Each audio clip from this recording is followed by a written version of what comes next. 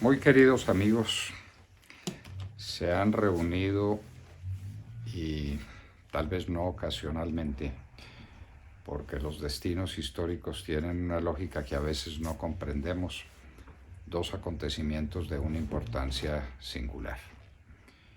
El primero de ellos fue el golpe maestro que se le dio a los narcotraficantes cuando estaban en Bogotá, vestidos de minga indígena, protestando nadie sabe por qué, pero desde luego buscando unos objetivos políticos que no pudieron cumplir.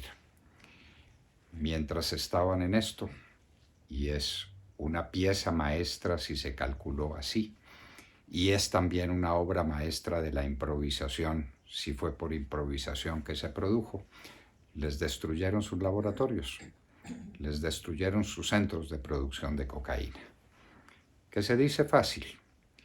Y cada laboratorio de esos uno lo examina y dice, bueno, esto se monta más o menos fácil, vaya monte 63 y al mismo tiempo. Vaya mire cuál es la producción que no se hace, vaya mire cuáles son los efectos que eso produce en el mercado y las relaciones entre los distintos puntos o distintos eslabones de la cadena de la mafia narcotraficante.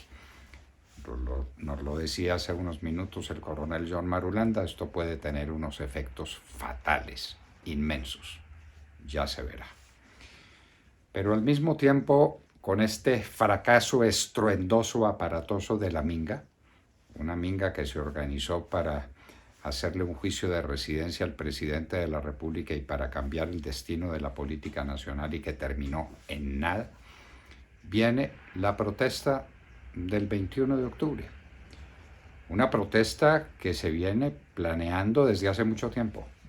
Una protesta que iba a ser contundente para destruir al gobierno del presidente Duque y para destruir las instituciones. Era nada menos que eso el objetivo de la protesta, no era para que salieran las personas a caminar un rato y a gritar y a tocar tambores ahí con cierta gracia o cierta desgracia, sino que esto tenía unas perspectivas políticas inmensas. Estaban convencidos los organizadores de que a la voz de una protesta colectiva se levantaría el pueblo entero y que esto sería el clamor ciudadano contra un estado de cosas que no es bueno. Claro que no es bueno en ninguno de los aspectos de la vida nacional, pero que el pueblo se expresaría como se expresa en esas circunstancias amargas, aunque no tenga muy preciso cuál es el objetivo de su accionar, ni cuál es el motivo que lo mueve a ejercer esa función de protesta. Pero protestaría, saldría a la calle, habría ríos de gente en la calle, se llenarían las plazas de las principales ciudades de la República, especialmente en la ciudad de Bogotá. Ese era el cálculo, eso era lo que tenían previsto, esto era el comité de paro en pleno, comandado por la FECODE, por las centrales obreras que están haciendo un papel ahí difícil de interpretar, por todos los participantes en lo que se ha llamado el comité de paro. Se jugaron íntegros y perdieron íntegros. Esa es la verdad. El paro nacional fue un desastre, fue una catástrofe. La protesta tiene ese sentido ambivalente. La protesta, cuando funciona, arrastra, crece, se multiplica y pone en problemas el objetivo contra el cual la protesta se ejerce. Pero la protesta también se devuelve contra el que protesta.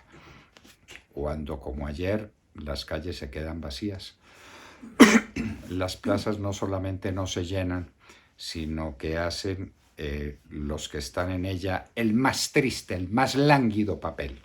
Tanto que en Bogotá tuvieron que acudir, hágame el favor, para llamar la atención, a desnudarse en público. Ese fue el último recurso que tuvieron, porque no son más. Y no son más, no porque las cosas estén bien, sino porque la protesta que se estaba ejerciendo estaba descaminada, era errónea, carecía de sentido, carecía de fuerza interna. Eso tiene unos significados y eso tiene unos efectos.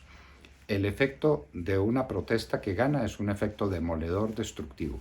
El efecto de una protesta que pierde es igualmente demoledor y destructivo para el que la hace. Esto no se queda así. Esto se hincha más, decían en el viejo chiste, pues esto no se queda así. Lo cierto es que han fortalecido al gobierno, han fortalecido las instituciones. La minga vino a hacerle un juicio al presidente Duque y se tuvo que regresar con el rabo entre las piernas a mirar qué le pasaba en el Cauca. Y los demás, los que organizaron el gran paro nacional del 21 de octubre, encontraron que el pueblo está cansado, fatigado, aburrido de que lo inviten a la calle a nada. Y finalmente comprendió que lo invitaban a la calle solamente a una tarea estúpida de destruir los medios de comunicación, de acabar con los CAI o los centros de la policía, que la gente descubrió cuánto quería la policía y cuánto la necesitaba el día que la perdieron. Todos estos elementos no han sido suficientemente considerados. No tenemos crítica suficiente en el país. La verdad es que el gobierno ha quedado inmensamente fortalecido. La famosa moción de censura contra el ministro de Defensa, Carlos Holmes Trujillo, terminará siendo una moción de aplauso por la obra maestra que hizo la Defensa Nacional destruyendo los laboratorios en el Caquetá y en el Cauca.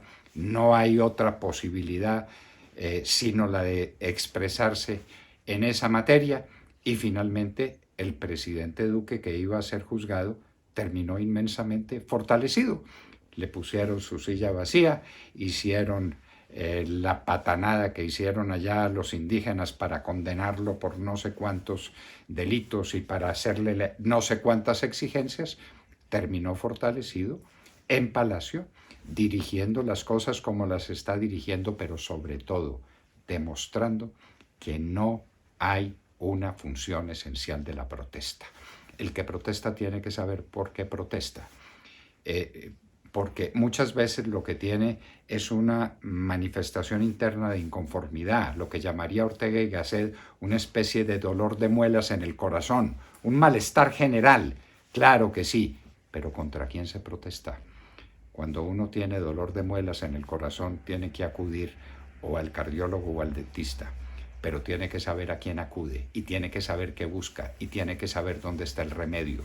El remedio no está en las manifestaciones estúpidas que se habían nutrido de la violencia y del vandalismo. La crítica tiene que ser seria y tiene que ser razonable. ¿Cuáles son los problemas con los que se protesta? ¿Por qué se protesta? ¿Dónde están las soluciones? ¿Y cuáles exactamente los medios para alcanzarlas? Lo de ayer fue un desastre para los manifestantes. Lo de ayer acabó con el comité de paro.